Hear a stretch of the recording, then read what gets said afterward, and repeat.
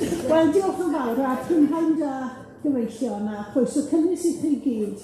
Ac yn arbennig, mae'n bleser i weld Sian Annan Williams a Jane Aron yma. Mae wedi cael ei derbyn yn gyrsi.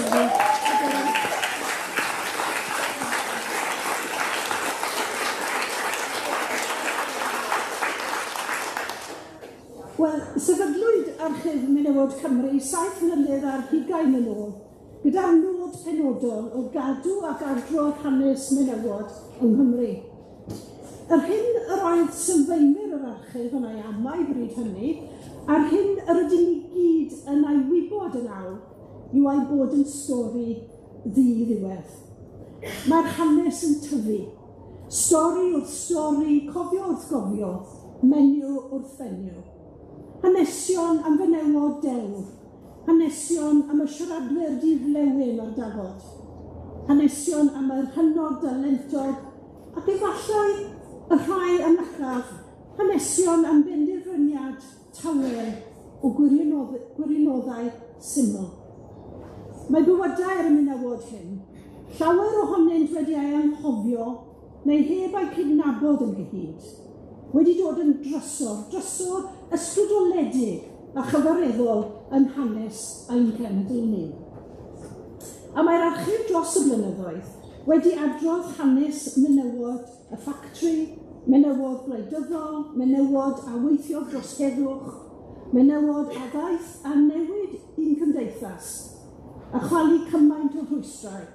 Gan ganiata i'r menywod a ddaeth ar ei ôl, ganiata i ni, i fyw bywydau gwahanol iawn. A prosiect presennol yr archif yw adrodd hanes y menywod a gyfrannodd gymaint i fywyd chwaraeon ein gwlad. Wel heddiw, fe glywon am Comiwnydd, entrepreneur a ieithydd. Ond yn gyntaf, mae'n bleser ac yn hyder i mi gael gyflwyno tair menyw nodedig arall i chi. Jill Evans, a'i hun yn wleidydd a chyn aelod seneddol Ewropeaidd, a fydd yn siarad am Powell o'r ystrad. Dr Beth, un o haneswyr llafar mwyaf blaen llaw Cymru, a fydd yn dweud wrthym ni am Ceinwen a annwyd a fagwyd yng Nghampgarw. A hefyd un ohonom ni. Un o'r archif, Dr Elin hanesydd, awdur a dylledwr, a fydd yn siarad am Elizabeth Miles o pentre Rhondda. Felly, gyfeillion, rowch croeso cynnes iddynt, os gwelwch yn dda, wrth iddo gyflwyno i ni menywod y talcen caled.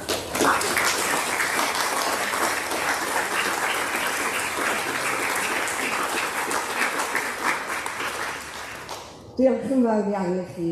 Mae'n fraint mawr i fi, mae'n anrhydedd i gael fy ngofyn i siarad am Powell, gwleidydd o Rhondda sydd wedi ysbrydoli cymaint o bobl yn cynnwys fi, a mae'n hymroddiad i'r dosbarth gweithiol ac i'w chymuned. Mae enw Annie yn adnabyddus tu hwnt i Gymru am fod y maer comiwnyddol gyntaf. Mae yna gwestiwn dros hynny, mae rai yn dadlau bod hynny ddim yn wir, ond yn sicr hi oedd y fenyw gyntaf i fod yn faer comiwnyddol yng Nghymru. Rwy'n ffodus iawn mod i wedi cael fy ngeni a magu yn Ystrad Rhondda. Fe ges i fy ngeni yn Tyntyl a Rôd ar y prif hewl lle dwi'n dal i fyw. Cafodd Powell ei geni yn 1916 yn Ystrad Rôd, yr un hewl fawr ond tipyn bach yn bellach lan. Yn 2 mlwydd oed, symudodd ei theulu hi i Tyntyla Avenue, lle roedd llawer o'n teulu hi hefyd yn byw. Felly, bod na dros hanner canrif rhyngddo ni o ran oedran, fe gawson ni ei magu ar yr un strydoedd. Roedd ei rieni hi yn athrawon. Roedd fy mam yn athrawes. Felly, rwy'n teimlo bod i'n nabod Annie, bod ni wedi cwrdd dim ond ychydig o weithiau. Mae lot o'r hyn dwi'n mynd i siarad am heddi yn seiliedig ar gyfweliad gyda Annie yn 1983. Roedd hi'n siarad am ei bywyd. Cymraeg oedd iaith ei chadre hi. Cafodd capel Bodringall y dylanwad mwyaf arni. Capel lle cynhaliwyd cyngherddau fy ysgol gynradd hi pan oedd John Hayden Davies yn brifathro a fe oedd sylfaenydd ac arweinydd cwrwyddion Treorchi. Felly, rwy'n gyfarwydd iawn ar capel. Ond yn capel Bodringall, dysgodd Annie i siarad yn gyhoeddus, achos bod hi'n methu canu, dywedodd hi. Roedd Annie o'r barn bod capeli Cymraeg yn rhy gul, os hi'n dweud bod dim digon o drafod ar faterion y dydd. Felly dechreuodd hi mynd i Central Hall, lle enwog y Methodistiaid yn Tonopandi. Fyna roedd trafodaethau mawr, fel er enghraifft, a ddylai cael gwared a tir arglwyddi. Roedd hi'n chwerthin blynyddoedd wedyn ar faint o bobl oedd wedi cymryd seddi yn yr arglwyddi ar ôl yr holl amser. Fe wnaeth hi ymaelodi ar Blaid Lafur fel nath ei rieni, ac oedd e'n peth hollol naturiol i wneud yn y Rhondda. Deall hi i hyfforddi fel athrawes yn coleg y Bari, ac yn y Bari, yn y coleg oedd hi yn ystod y streic cyffredinol yn 1926. Felly, doedd hi ddim wedi byw trwy'r streic, ond oedd hi'n ymwybodol iawn bod tadau 3/4 o'r dynion yn y coleg gyda hi, glowyr yn bennaf, yn ddiwaith. Ar ôl coleg, cymerodd hi llety yn Gelli Galed Road yn Ystrad, a dechreuodd hi mynd i Judges Hall yn Tonopandi i glywed y comunyddion yn siarad. Yn y 30au, roedd Annie yn codi arian dros ddynion y Rhondda oedd yn mynd i ymladd gyda brigad rhyngwladol yn Sbaen, oedd hi'n nabod nhw i gyd. Ac oedd e'n gyfnod cyffrous iawn ym wleidyddol, y trafodaethau mawr yn mynd mewn yn hir y nos yn mynd mewn i oriau man y bore yn aml. Erbyn 1938, roedd Annie wedi ymaelodi ar Blaid Comiwnyddol. Roedd hi eisiau gwneud rhywbeth i wella bywyd pobl, ond doedd y Blaid Lafur ddim yn cynnig hynny.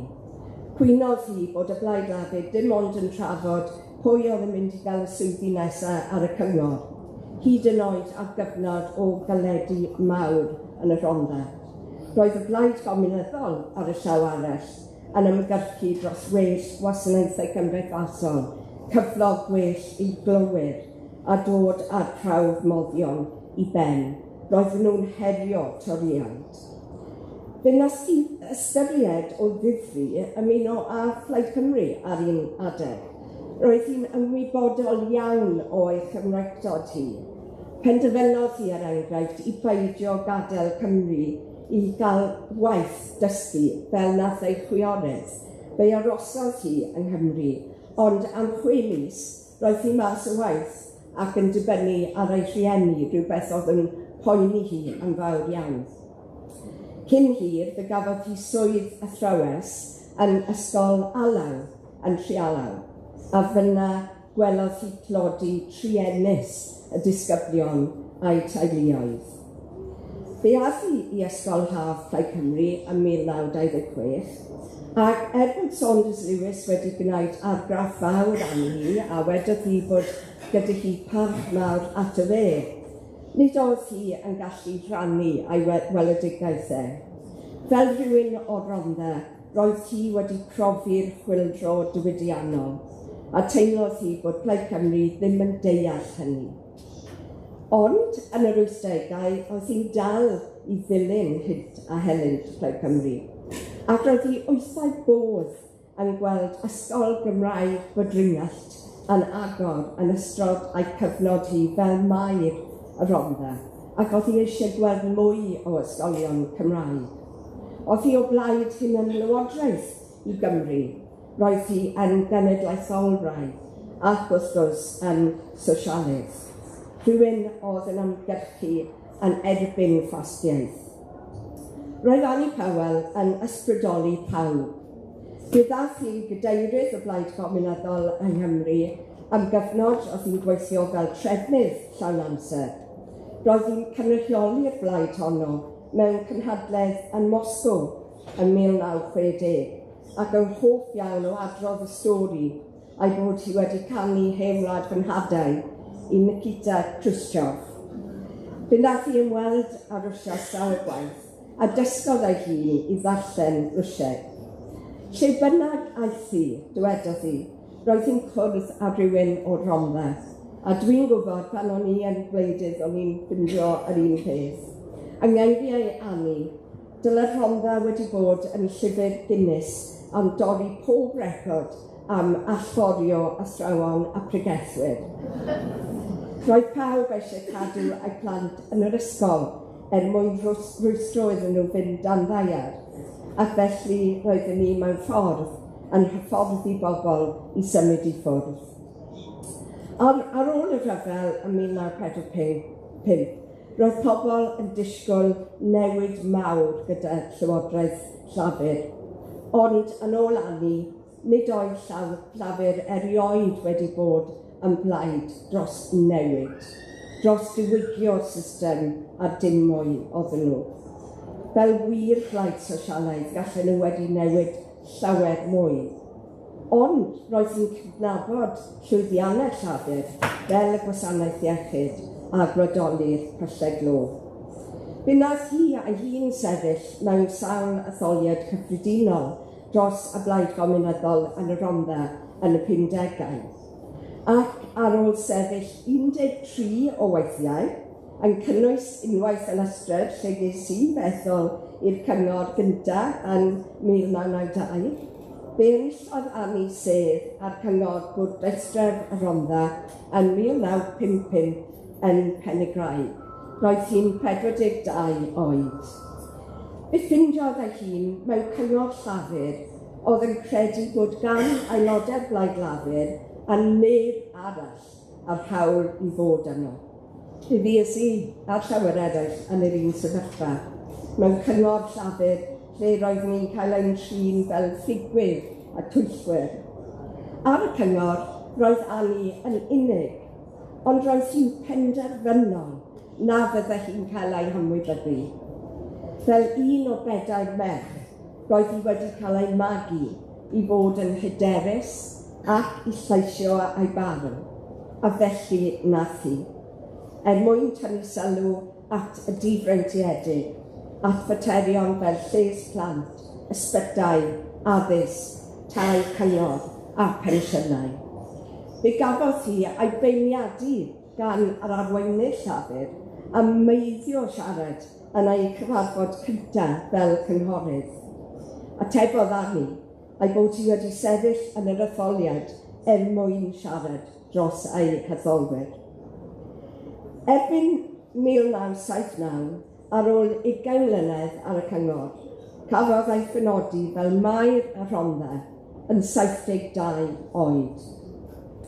Yn 1982, siaradodd hi yma yn parc Ynys Angharad i 150 o fenywod oedd ar fin cychwyn cerdded i Gaerdydd fel protest yn erbyn diweithio.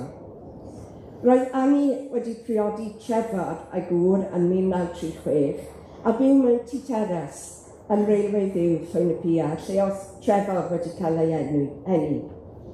Rhonna roedden nhw'n byw am weddill ei oes.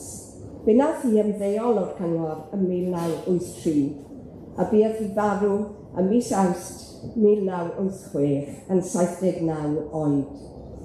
Mae'n bwysig gwerthfawrogi gymaint o gefn roedd Trefor i Annie.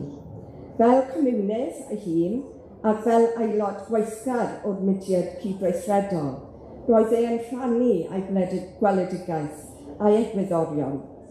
Roedd y ddau yn cydweithio yn effeithiol dros ben. Bu farw Trefor yn 2006 yn 100 oed. Uchelgais Annie Powell oedd gwasanaethu'r bobl, a dyna be nath hi. Dywesodd bod yn aelod o blaid oedd yn adlewyrchu ei hegwyddorion, yn hytrach na plaid bydde wedi hyrwyddo a'i gyrfa gwleidyddol. Iddi hi, roedd lles gweithwyr yn bwysicach na fuddiannau'r cyfoethog. Rwyf yn ddiolchgar iawn i bobl, yn enwedig ffrindiau Annie, sydd wedi helpu gyda'r cyflwyniad yma. Maen nhw wedi datgelu darlun o fenyw gredig, doniol a chlyfar, oedd yn hoff iawn o smygu capsan full strength. Doedd hi ddim yn chwilio am glod i'w hunan, ond ar gyfer ei rhondda annwyl. Nid oedd Annie yn gweld ei hun fel ffeminist. I hi roedd gan bawb a hawl i bywyd gwell. Ac eto, mae miloedd o ferched y rhondda a tu hwnt yn ei edmygu am fod mor gadarn dros ei hegwyddorion. Heb geisio amdani, mae'n ysbrydoliaeth unigryw i fenywod am pob man. Mae rhondda yn gallu bod yn fach iawn o Annie Powell. Mewn cyfnod anodd, roddodd hi llais i'r bobl. Ei bod hi byth wedi ethol fel aelod seneddol, mae enw hi yn llawer mwy adnabyddus na llawer ohonyn nhw.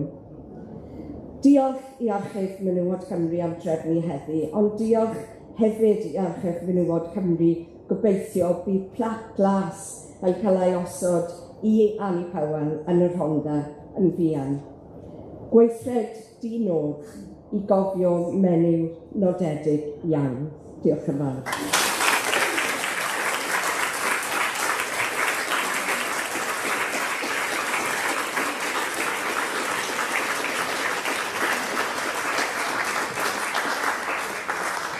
Wel, diolch yn fawr iawn, Jill. Dwi'n mynd i ofyn am cwestiynau ar y diwedd, os mae'n OK.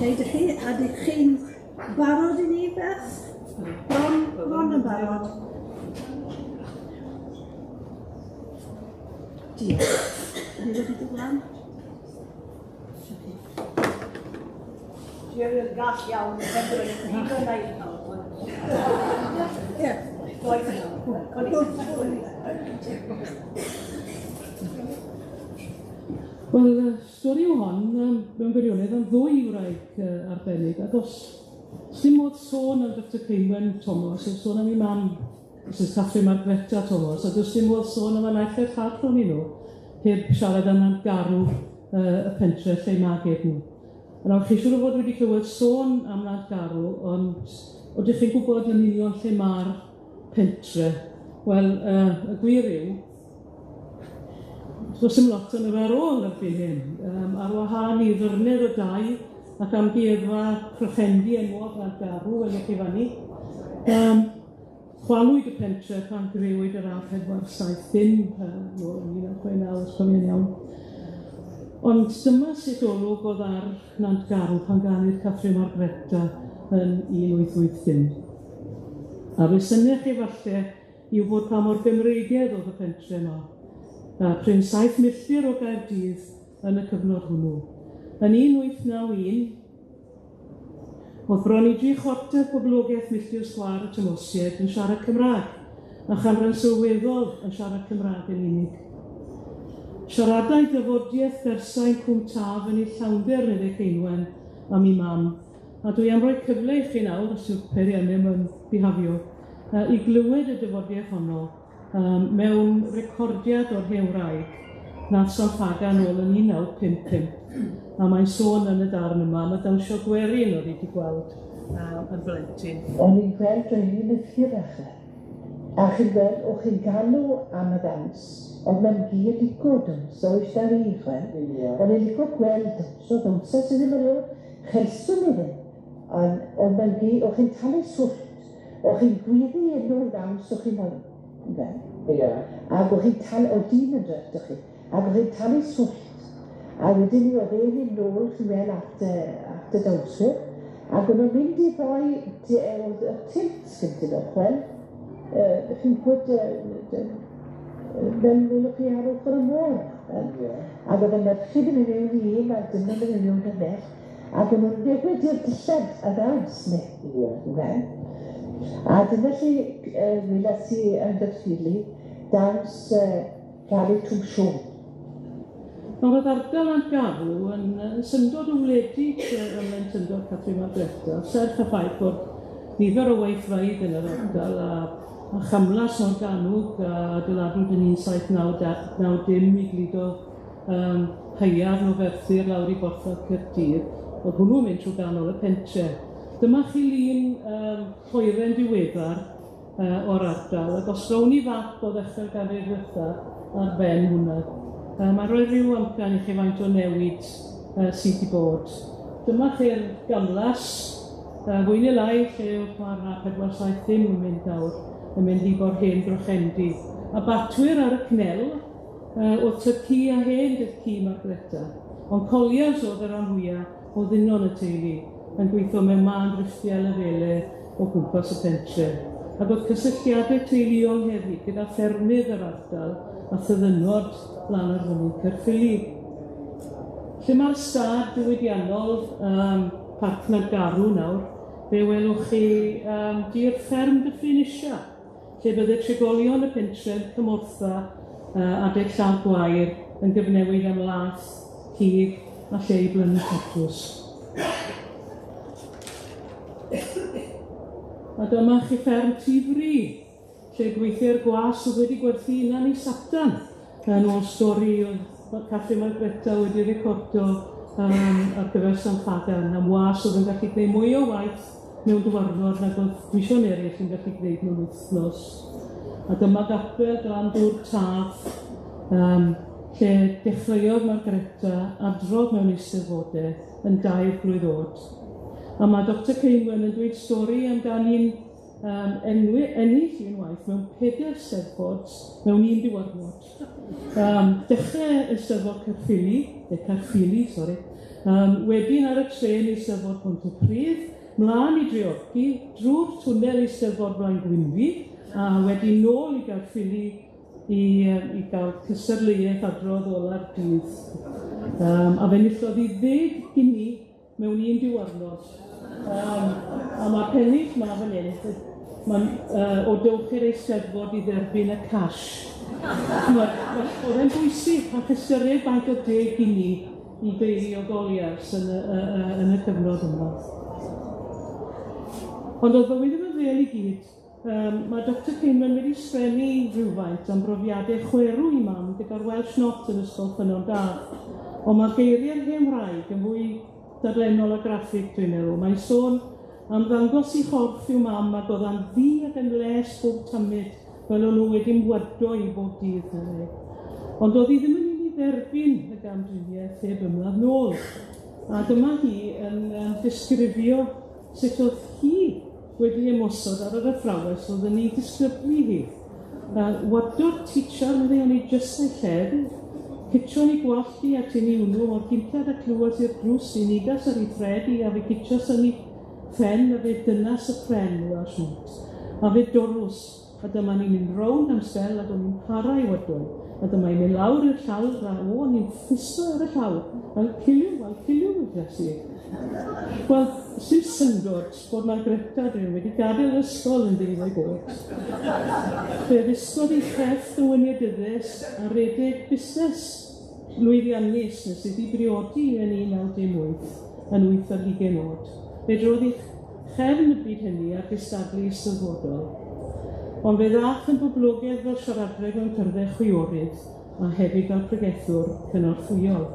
Ac erbyn geni Dr Ceinwen yn 1911, pentre gwahanol iawn oedd Nantgarw, blwyddyn honno sydd ddwy pwll Nantgarw.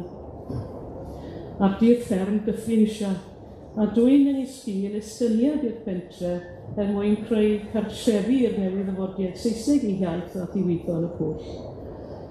Ond nid oedd Saesneg yn cael bod yn y tŷ ni, meddwl Dr Ceinwen am ei phlentyndod. A mae'n ddiddorol gweld bod y tymasiad wedi llanw'r ffurflen cyfrifiad yn 1921 yn Gymraeg. A dim ond i cartre arall yn y pentre nath hynny. A gwahanol iawn hefyd oedd profiad addysgol Dr Ceinwen i'w mam. Yn yr ysgol yng Nghaerffili, fe ddysgodd rhywfaint yn hanes Cymru a'r Gymraeg a chael cyfle i ymuno gyda'r Gobaith Cymru. A fe welodd Margreta, y wraig oedd wedi gadael yr ysgol yn 12 oed, I merch yn ennill ysgoloriaeth i'r brifysgol, yng Nghaerdydd, fe raddiodd gyda grad dosbarth cyntaf yn y Gymraeg a mynd mlaen i gael MA yn 1936, a wedyn doethuriaeth ym Mhrifysgol Dilyn yn 1940, a syliwch hynny ieithydd oedd hi ar y pwynt yma yn ei gyrfa. Yn ystod ei chyfnod yn y coleg, fe ymunodd Ceinwen â Phaid Cymru, a chael perswad ar ei mam i wneud hefyd yn gros i deyrgarwch i gŵr i'r Blaid Lafur. Mae'n debyg i Margareta bod am flynyddoedd ar reserfi'r heddlu lleol, oherwydd i fi yn ôl Dr Ceinwen, rywdro blastwch telegraff y pentref yn y nos a phosteri Plaid Cymru, a'n rhydedd yr oedd ei ddifyrwch mawr i fi. A dyma Elin o Dr Ceinwen a Phaid Haf Plaid Cymru yn y Fenni, yn eistedd rhwng Kate Roberts ar y naill llaw, a Dr Powell Davies ar y llaw arall. Ac am flynyddoedd lawer o 1941 ymlaen, oedd Ceinwen yn byw gyda Dr Powell a'i gŵr DJ Davies, y ddau bimor dylanwadol yn atblygiad a throniaeth Plaid Cymru, yn ei cartre ym Mhantybeiliau, Gilwern. Oedd Mhantybeiliau yn ganolfan gwleidyddol dylanwadol yn y cyfnod hwnnw ar gyfer cenedlaetholwyr o sawl gwlad. Ond lle dwi gwahanol series oedd ei fyw bryd hynny yn ôl disgrifiad y Llydawr iawn Ffwri, a gafodd leti yno yn 1947 pan oedd ei ar ffô o awdurdodaeth Ffrainc. A bydde Ceinwen ac Davies medde fe yn treulio oriau yn ymchwilio ysgrifennu erthyglau, ac o'n nhw'n byw a bita fwy neu lai mewn un ystafell, yr unig un gyda thân glo yn y tŷ. Ymgyrchu nath Ceinwen trwy'r 40au a'r 50au. Brwydro dros genedlaetholdeb a chydnabyddiaeth o'r Cyflwyniadau yn rhan yn Adrodd o Gymru, dadle dros ddysgu hanes Cymru o'n persbectif ni fel Cymru, a brwydro dros le i'r Gymraeg ym myd addysg. A thrawes yn ardal Benywod a Bryn Mawr oedd hi'n ystod y cyfnod hwn. Ac ar ddechrau gyrfa, mewn llythyr at W.J. Griffith, sy'n awr yn llythyr genedlaethol, mae'n disgrifio pa mor anodd oedd ei hi i ddysgu mewn ardal hollol di-Gymraeg. Ac i'w mam dweud wrthi taw pren sy'n tyfu mewn storom sy'n tyfu gryfa, roedd Ceinwen ei hunan yn disgrifio ei hunan fel brwynen fach lipa. Ond y gwrthwyneb, y gwrthwyneb welwch chi yma, Menywod yn fodlon dadle ffyrnig am wythnosau gyda rhywun oedd wedi anghytuno gyda'i yn y papurau lleol. Erbyn diwedd y 50au, roedd Saith Hagan a'r BBF wedi dechrau talu sylw i Catrin Margareta a sylweddoli ei gwerth fel ffynhonnell tafodiaeth a lle gwerin. Ac oedd Ceinwen ei hunan erbyn hyn wedi dechrau cofnodi tafodiaeth ac atgofion ei mam. Ar ôl cwrdd â Walter Dowding, un o hoelion wyth y Gymdeithas Sawns Gwerin ym Mryn Mawr, fe anfonodd un o diadau am y dawnsio Gwerin welodd ei mam eto, a dechrau'r broses greadigol o gydweithio gyda'r Gymdeithas i ail greu dawnsfeydd nant garw o atgofion bylchod plentyn. Yn 1958, daeth tro sylweddol ar yrfa Dr Ceinwen, pan wahoddwyd hi gan yr Athro Jarman i ymuno gadran y Gymraeg yn Nghaerdydd fel darlithydd ymchwil mewn tafodieithau. Roedd hyn yn golygu ail hyfforddi. Yn 27 oed, fe anfonwyd hi Brifysgol Llundain am 30 blynedd i astudio ieithyddiaeth, a wedi dychwelyd i Gaerdydd i ddasg o sefydlu'r uned ymchwil ieithyddol Gymraeg, lle cafodd nifer o dafodieithegwyr i hyfforddi, oedd Elin Beth. Anfonwyd ni i wahanol rynnau o'r de-ddwyren i recordio tafodiaeth yr ardal a sgwennu monograffau yn disgrifio i Seineg, ffonoleg, gramadeg a geirfa, gwaith manwl ag araf mewn ardal gymdeithasol gymleth lle roedd y Gymraeg yn prysur newid a diflannu. Oedd cyfraniad yr uned ymchwil yn bwysig a sylweddol, ond oedd y pwyslais ar gofnodi y glendid a fi yn hytrach na'r cymlethdod cymdeithasol oedd mewn gwirionedd yn bod. Nid ieithydd di-diedd wyddonol lwyr oedd Ceinwen Thomas, oedd rhywbeth llawer mwy angerddol yn ei gyrru hi. Oedd tuedd ynddi, oedd lle i dynnu ni ffacwn am ei ffen, trwy ddadle gyda phobl alle fod wedi bod yn gefn iddi, a gwneud y talcen caled o ganddi yn bellach. Fel grathi yn 1966 mewn adolygiad o'r llyfr Cymraeg i oedolion gan Bobby Jones, yn lle ffocysu'n llwyr ar gwestiynu pam oedd angen iaith lafar safonol newydd. Mae'n beirniadu Bobby Jones yn bersonol a dweud bod y llyfr yn frith o enghreifftiau digon syniol o'r ffaith na'r Cymraeg mae iaith gyntaf. Wel, nath Bobby Jones ddim ymateb ond fe erbydiodd Jack L. Williams nôl drwy ddilorni magwraeth Ceinwen mewn ardal a dyfynu lle bu cymaint o geilo yn wythiennu'r iaith a beirniadu hyd yn oed i gallu fod yn ieithydd dysgwyliadol di-diedd.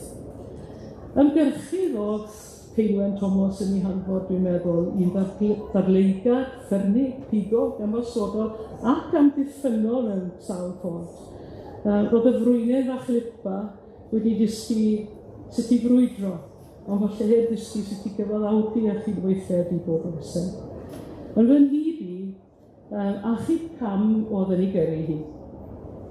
Achub cam i mam ac achub cam i milltir sgwad.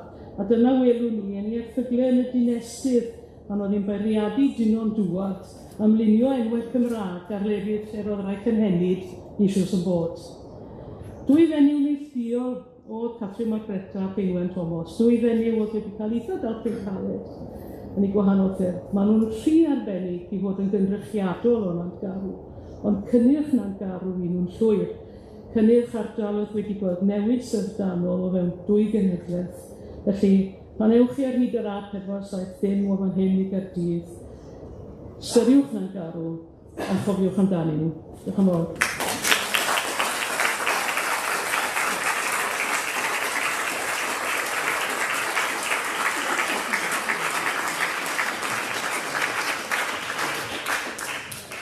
Joe yn joio sy'n dweud.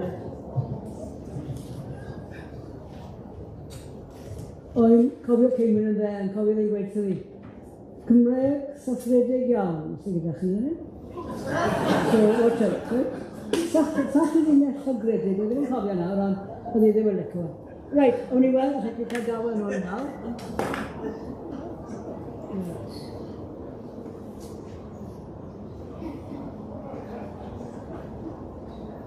Con i, gobeithio. Fy'n am, negiw. Fy'n am fod. Fy'n am nawr? There iawn, great. OK, o'n i'n mynd i siarad am y fenyw yma. Elizabeth Miles, ces i geni just ar yr ewl yn Nantgarw. Yn Nantgarw. Ceinwen yn meddwl i nawr, Ceinwen tric y meddwl cryf, mae'n yna cwstwn i'r eriol. So, hon cael geni yn Treforest, merch i gyfagno. Ac oedd hi wedi cael magwraeth yn Treforest, ac oedd hi'n priodi yn ifanc iawn, traed at y ucen, ac oedd hi wedi symud i fyw gyda'i gŵr hi yn ystod y fodrw. Siaradwyr Miles oedd enw'r gŵr hi, na chi enw cynta, Siaradwyr Miles. Ac o'n nhw yna yn ystod cyfrifiad 1871. Cadw siop grosau oedd waith Siaradwyr by the church.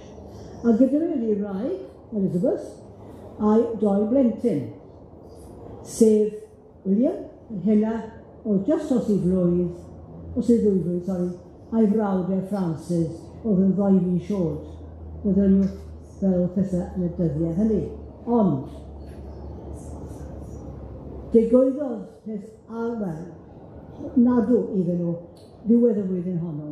Bu farw y gŵr Siaradwyr yn 90 oed ar noswyl Nadolig 1871 a gadael Elizabeth a'r plant bech yn gwybod am ddifad. Nawr, bydde Dickens, bydde Daniel Owen wedi osgoi gosod y beth yna acha nos galan, noswyl Nadolig, ond nid dan oedd y ffawr. A chi gweld hwn yn digwydd mewn nofelau Victoraidd, nofelau'r cyfnod yna. A fam fach diliwed am ddifad, a 2 fabi bech gyda fi beth ydych chi'n disgo, ond i ddim yn ôl i'r theulu a phrioti, falle ailbriodi. A nid fel yna oedd Elizabeth Miles. Oedd hi yn benderfynol. Erbyn cyfrifiad 1881, oedd hi'n rytedd tafarn y Bridgend Inn yn Pentre, yn Rhondda.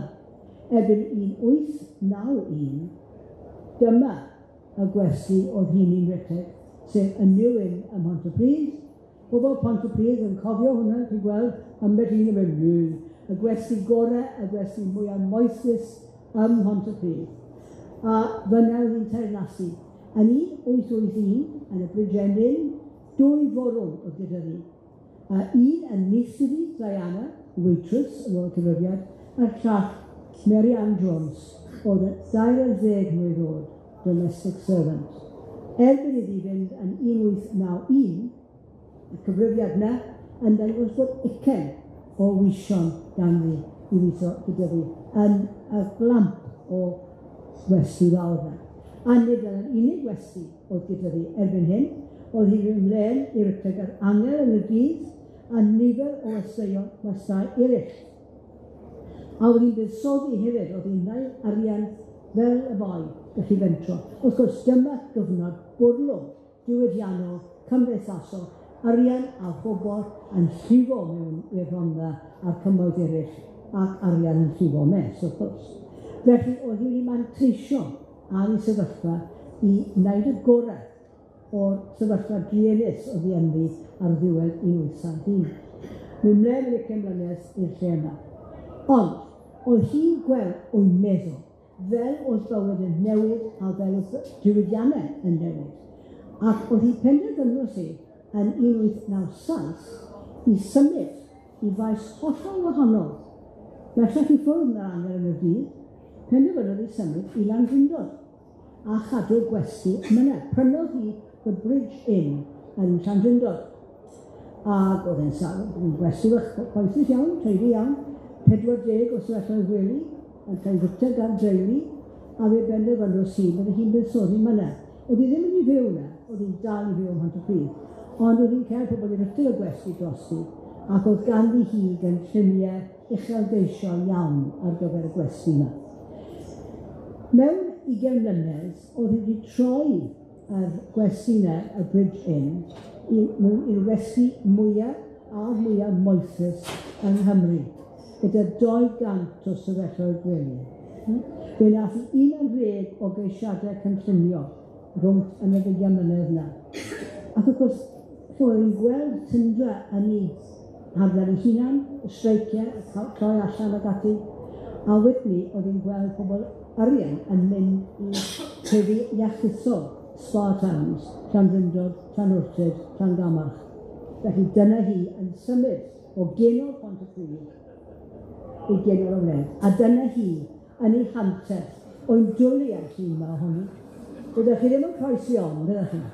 Chi'n gallu gweld o'ch chi'n yn cael ei tywlu mes o'r ffadda ni os o'ch chi'n mynd o'r llesig. A o'ch chi'n gweld hi yma watch it. A'r het a'r trimmings i gyd. O'i dwlu yma. Bron a clywed i gweud, beth chi'n gwneud yma? A oedd bobl yn Llandrindod yn cofio fi yn ei henaint yn dod i'w gwesti ac yn bwrw golwg dros unrhyw waith oedd yn ymlaen yna. A o'n nhw'n gweud, o'n nhw'n ofan clywed syffrwd i sgertiau hi yn dod o hyd y corridor, achos o'n nhw'n gwybod sut ni'n oedd hi. Ond chi chi'n gweld hynna, yn troi tragedy yn buddugoliaeth economaidd, yn troi gwesti bach dechrau iawn yn westi ffantastig. Yr 1911, fyddech chi nôl o auction yn Ceinwen Tiger, gyda llwyth o lestri a charpedi a llenni i gyd ar monogram M arno. A wetws y meibion, doedd un cynol oed erbyn hyn, babi Babys Beth Menywod 1871.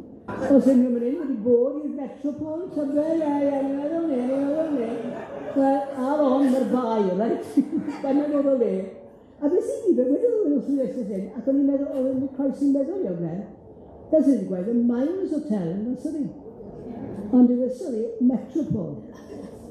Anrhyddig yn siŵr, mwy anrhyddig.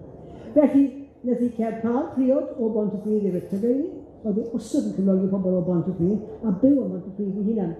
Ond dyna chi'r Metropol, a tyna sy'n llun ar y carpet, fy hunan gyda fy nghamera un. So, achos mae darnau'r carpet na o hyd. A o'n i'n cael lot o help gyda'i seili hi, a Beth Maris. Oedd yn dal i ryttig y gwesti tan y ddiweddar. A ni gweithio nhw, ydy'r carpet yma wedi para, canrif ar agor, o nag yw nhw, nag yw. Ond oedd hi'n licio fo gymaint, o'n i wedi cael carpet i'n wneud yr un peth. Oedd wedi wedi just llaw, a iawn yn gyfeiriad i seili, o'n peth yw'n iawn. So dyna fe, fel nefa heddi, a dyna fe fel oedd e yn yr ugeiniau ganrif nesaf. Meddyliwch. Tipyn o newid wedi bod, i gyd yn gyfael y conference rooms yn ond na chi oedd e. O'n nhw'n disgwyl bod yr hewl fawr yn mynd i bo y gwesti, cefn y gwesti. Neu wedyn nhw drefn y gwesti, Mrs Miles drefn y gwesti, unwaith wynebu'r ffordd newydd. Ddes y ffordd fawr eriod. So mae gen nhw'r ddau ffrant i'r gwesti. Wel, mae'n gwesti cran iawn. Ond hefyd, chi'n gweld yn yr ochr dde yna, a i'r ochr dde, mae yna iard fawr, mae'n parcio mawr yn dos e. Yn 19, beth oedd e? Un saith yn credu, cyn bod ni'n trafod yn Metropol, 1997, oedd hi wedi rhoi cais cynllunio mawr i godi garages ar hyd ochr mae'r parcio yna. Chi'n gweld i honno nhw hyd heddi, oedd hi'n gwybod beth y cair modur yn dod yn ddyblogaeth. Oedd hi'n gweld beth oedd hi'n bleni, oedd hi'n mynd amdano fe. Oedd hi'n, ddim amazing, hi'n credu. Felly, ond, Glyn Taf, Glyn Taf, oedd lle oedd ei chylon hi. Mae'r llun o Glyn Taf dal i hongiad yn y Metropol hyd heddi. A fe welwch chi fydd yn napod yr ardal o'r llun y fyddwch chi. Tai Crwn, a wedyn Edward y Gwrwn Fai, St Mary's, lle mae hi wedi claddu gyda'i gŵr hi, i fedd y welsoch chi jyst nawr, i gŵr hi, i meibion hi, i gwagedd nhw, i rieni hi, a'r ferchwyd mech, i wiorydd felly, oedd wedi marw yn ddian iawn ar ôl i geni nhw. Felly dyma i chartre hi, dyma lle i chylon hi o hyd. Dyna i si ola hi, Fairfield, dan ysgol y Menywod yn credu, os nid dan ysgol i'r Felin efo hyn. Sorry, y tai sy'n cael ei adeiladu, lle oedd fe dyna. Felly, o'n meddwl bod rhyw di siorau eitha neis i o'r ffasad Victoriaid yna, ond hwnna oedd chwaith Mrs Miles. A dyma'n hynny'n y claddu. Fe welwch chi beth i gŵr hi fyna, y carreg pink yna, dyna newidwyd y beth i'r teulu i gyd o'i credu amser i hi farw yn 1930. A dyna lle fydda i, prynawn fori am 2 gloch, yn mynd â chi rawn y fynwent yna, os liciach chi, i weld beth Mrs Miles, Siaradwyr Miles, y teulu Miles ydi gyd, a hefyd beth John Calvert, un arall o ddiwydianwyr mawr yr ardal. Ddyn priod oedd ei wraig yn byw yn Sir Efrog, a mae fe wedi claddu ddim yn neall oedd ei eni Mrs Miles. Oedd hi wedi gofalu amdano fan i hynny. Mae Elin yn Conglen y Westi hefyd, a yn ôl teulu, Granny's boyfriend oedd e, oedd ddim yn gwybod.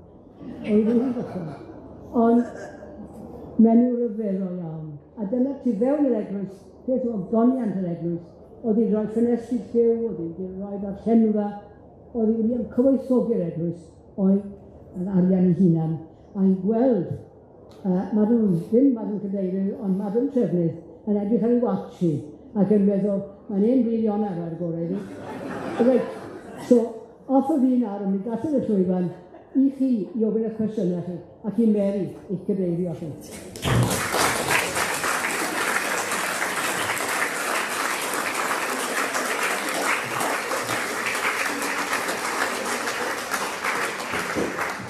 Wel, dwi'n siŵr bod chi'n cytuno gyda fi bod nhw'n cael lef y gwybodaeth oddi wrth y tair menyw arbennig yma.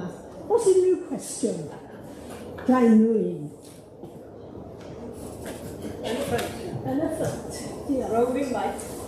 Beth wy'n gen i wybod yw, a fi'n son o dechrau gyda Elizabeth Miles, o chi'n gweud bod wedi dechrau o cadw tafa. Oedd hi wedi rhentu nhw neu fe arian yn y teulu i ddechrau fi o? O'i ddim yn siŵr. O'i'n meddwl y cefnogaeth teuluodd e, achos oedd hi neithio fe Anna yn ei helpu fi. oedd ddim wedi llwyddo hyd yn hyn i ffeindio unrhyw bapurau gan y teulu. Mae Mrs Beth wedi addo rhoi bapurau i fi, ond faint ohonyn nhw ddim yn gwybod, right? Oedd meddwl, rhaid bod ni'n cadw siop groser pan oedd hi'n briod. Troi cadw siop tawan pan oedd hi'n weddol. A le fi feddwl, oedd y teulu wedi gweud, dyma fydd yn neud e. Oedd credu, oedd y teulu wedi helpu. Ond wedi beth wedi nhw'n nôl i fyw at y teulu, na chael ted neu ewythu neu frawd i fethu fe dafa'n drosti. Hir yn y teulu. Licence Switzerland. Rwy'n 10 blynedd ar ôl colli'r gŵr. Okay? Mae amser ni ar un cwestiwn arall. Wel, yn o'r garw, yn siarad am Mark William, oedd wedi wedi gradodiaeth yr ardal hefyd, ac yn ddisgybl i hyn, a bod ni'n ysgol i'n ffyr, a bod ni'n ddysgu, ond beth bynnag, oedd hi'n sôn am bwrlwm cardo yn at garw. Bwrlwm beth? Bwrlwm cardo, sef spring yn y Swn i cwnt yn gallu ffwyd chi, sori.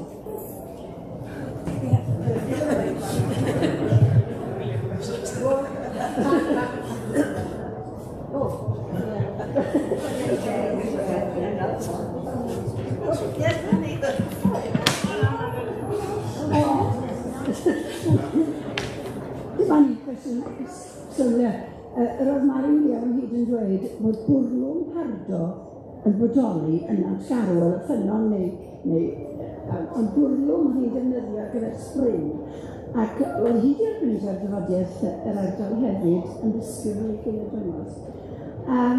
Oedd os chi sylwch chi, ni dal i chwilio am y bwrlwm pardo yma yn atgarol yn y Cychendi.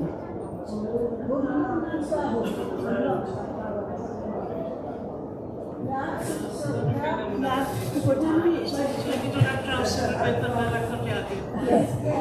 O, mae un arall, sori, ei gweld i bobl. Brian Davies yn y plant o'n dweud pont y bryd yn hyn, ac yn dweud o hyd, edrychwch lan, achos na lle oedd yr adeiladu crand, wrth gwrs, mae un yn nhw fel yr hyn, os di wedi mynd. Ond oedd yn dal i ddweud, edrychwch lan, lle welwch chi, pan oedd pont y bryd yn gweithio iawn, yna di. A dwi'n credu mae hwn yn wir am bob dref. Os i'n meddwl, os edrychwch chi lan, ddim ar y siop, ffrynt y siop yn newydd nawr, ond edrychwch chi lan, a fe welwch chi'r hen ffenestri a ddefnyddid, fe welwch chi dyddiad. Fe welwch chi bod nhw'n gweithio ni i gair y lan. Pan ddechreuais i wneud yr teledu, o'n i'n meddwl bod wneud yr arwydd yn golygu, ceirwch neu, nawr ein gwybod, cael lan i weithio. Diolch yn fawr iawn i.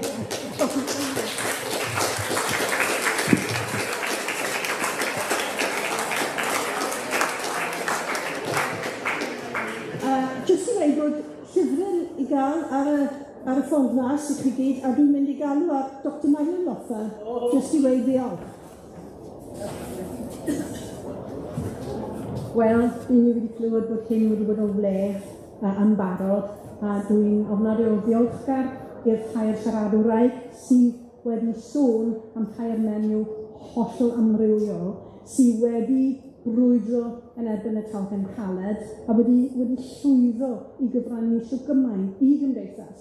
Dim yn y cysgodion, ddim yn gwneud y te neu casglu'r arian, ond yn gyhoeddus ac yn datblygu gwleidyddiaeth, rhedeg gwesti mwyaf Cymru, ac o'n i'n gwybod am y Dr Ceinwen oherwydd dyna un o'r bobl o'r ieithyddion o Gymru. O'n i'n astudio pan o'n i'n fyfyrwraig yn Berlin yn 1980au hwyr a 1990au. Oedd yn dafodieithydd ac o'n i'n astudio chi. Felly, diolch o galon i'r tair ohonoch chi, ac dwi hefyd eisiau diolch i Catrin Stevens a Llan Rhiannon sydd fel arfer wedi ysgwyddo lot o waith i drefnu hyn a baratoi hyn, yn enwedig y llyfrau dwyieithog sydd ar gael yn rhad ac am ddim am y tair menyw yma, a hefyd cofiwch am chwarter wedi dau ym Mhabell Merched y Wawr. Chi hefyd yn gallu mynychu lawnsiad y gyfrol Gwir Gofnod o Gyfnod, cyfrol gwaith Archif Menywod Cymru, seiliedig ar ein prosiect yn ffilmio profiadau a hanesion aelodau benywaidd ein Senedd a beth oedd yn gynt Cynulliad Cymru. Felly, gewch chi weld mwy o fenywod sydd wedi torri trwy'r nenfwd gwydr, sydd wedi dylanwadu ar ein gwleidyddiaeth ni, ac hyn i gyd yn waith i Archif Menywod Cymru. Os ych chi am ymaelodi, just teipiwch Archif Menywod Cymru neu Women's Archive Wales mewn i ryw injan chwilio ar y we, ac newch chi benni lan ar ein gwefan, ac mae hefyd, mae gyda Catrin a mae gyda fi dal mwy o flyers a gewch chi ymaelodi fel yna hefyd. Dyw ddim yn costi lot, a chi'n cael mynediad i'r wefan, i ganlyniadau ein prosiectau ar archif, i gynhadledd ffantastig blynyddol, a hefyd i lot o wybodaeth am y menywod yn ein plith sydd wedi cyfrannu sydd gymaint. So nawn ni jyst roi diolch i'r tair siaradwr a i Sian Rhiannon ac i Catrin nawr.